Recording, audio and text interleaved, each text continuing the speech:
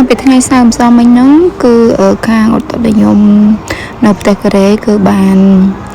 ផ្សាយព័ត៌មានថានឹងមានភ្លៀងធ្លាក់ខ្លាំងនិងខ្យល់កន្ត្រាក់បងប្អូនទាំងគ្នាហើយភ្លៀងនេះបន្តធ្លាក់រហូតដល់ពីថ្ងៃច័ន្ទរហូតពីថ្ងៃសៅរ៍រហូតដល់ថ្ងៃច័ន្ទបងប្អូនទាំងគ្នាហើយផ្កាក៏វានឹងរុះរោយទៅតាមនឹងដែរហើយកន្លែងនេះដែរគឺអត់នៅកន្លែងណាឆ្ងាយបងប្អូនទាំងគ្នានៅជិតកន្លែងខ្ញុំធ្វើការហើយក៏ជិតកន្លែងខ្ញុំស្នាក់នៅដែរបងប្អូនហើយចំពោះផ្កាគឺស្រស់ស្អាតមែនទែនបងប្អូនអើយឃើញក្នុងវីដេអូគឺវាអត់សូវស្រស់ស្អាតដូចនៅខាងក្រៅដែលយើងមើលឃើញផ្ទាល់ភ្នែកបងប្អូនទាំងគ្នាហើយវីដេអូដែលខ្ញុំកំពុងតែថតហ្នឹងពេលហ្នឹងខ្យល់មកខ្លាំងបងប្អូនស្ទប់ផ្កាហ្នឹងក៏ធ្លាក់មកខ្យល់បក់ឡើងពេញនឹងតែម្ដងបងប្អូនហើយខ្យល់ឡើងវងល្វើយនិយាយរួមទៅដល់នៅរដូវផ្ការីកនេះសង្ឃថាកន្លែងណាក៏មានផ្កាដែរបងប្អូនទាំងគ្នាចំពោះផ្កាសាកូរ៉ានេះបងប្អូនមានទាំងពីលើភ្នំតាមដងផ្លូវគឺមានគ្រប់ទីកន្លែងតែម្ដងហើយខែក្រោយហ្នឹងខែបន្ទាប់គឺផ្កាធូលីបបងប្អូនទាំងគ្នាឥឡូវហ្នឹងផ្កាសាកូរ៉ាផាជាធ្លាក់ភ្លៀងខ្លាំងពេកអាទិត្យក្រោយប្រកាសជាវារោយចិត្តអស់ហើយដោយសារតែផ្កាហ្នឹងវាឆាប់រីកហើយក៏វាឆាប់រោយដែរបងប្អូនទាំងគ្នាហើយខ្ញុំនិយាយរួមទៅដូចខ្ញុំប្រាប់ចឹងថាដោយសារតែខ្ញុំឃើញទេសភាពវាស្អាតខ្ញុំថតទុកជាកម្រងវីដេអូទុកមើលអ្នកនរគ្នាសម្រាប់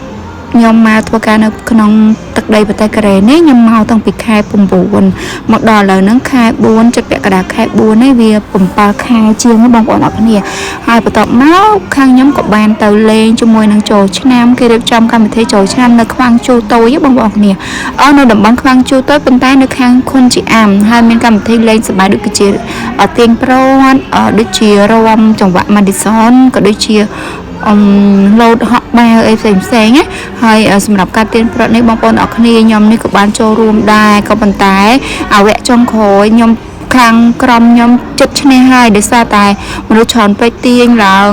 ខ្ញុំនេះឡើងហាមដៃឡើងសង្ឃថាបើសិនមកខ្ញុំអត់រត់ចេញទេគេជន់ខ្ញុំអញ្ចឹងហើយក៏ខ្ញុំសម្រេចចិត្តខ្ញុំរត់ចេញហ្មងទៅព្រោះឲ្យខ្លាចធ្វើការកាត់ហើយជួយក្បាលផងអីផង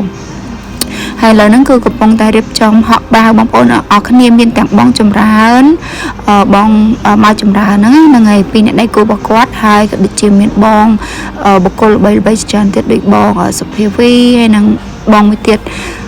ច្រើននិយាយទៅបុគ្គលដែលល្បីៗនៅក្នុង TikTok នៅក្នុងប្រទេសកូរ៉េគឺគាត់មកកម្មវិធីនេះច្រើនដែរបងប្អូនអរគ្នាអញ្ចឹងសម្រាប់វីដេអូនេះក៏ខ្ញុំអត់មានថតអីច្រើនដែរបងប្អូនអរគ្នាហើយនេះផ្លូវដែលយើងចូលទៅលេងកម្មវិធីចូលឆ្នាំបងប្អូនអរគ្នាផ្កាវិញគឺអមសងខាងតែម្ដងហើយមនុស្សទៅលេងច្រើនហ្នឹងថ្ងៃហ្នឹងបងប្អូនអរគ្នាហើយល្ងាចតិចពីភ្លៀងមែនក៏ប៉ុន្តែអត់អីវាដូចជាអត់សូវភ្លៀងខ្លាំងទេមកផ្លែតទេបងប្អូនអរគ្នាហើយសម្រាប់វីដេអូនេះក៏ចប់ប៉ុណ្ណឹងដែរបងប្អូនអរគ្នាអរគុណសម្រាប់បងប្អូនអរគ្នាដែលតាមដានវីដេអូរបស់ខ្ញុំហើយនេះថតផ្កាឲ្យអរគ្នាមើលចិត្តថាវាស្រស់ស្អាតខ្លាំងមែនតែនហ្មងគួយគុណហើយចង់គួយគុណទៀតបងប្អូនអរគ្នា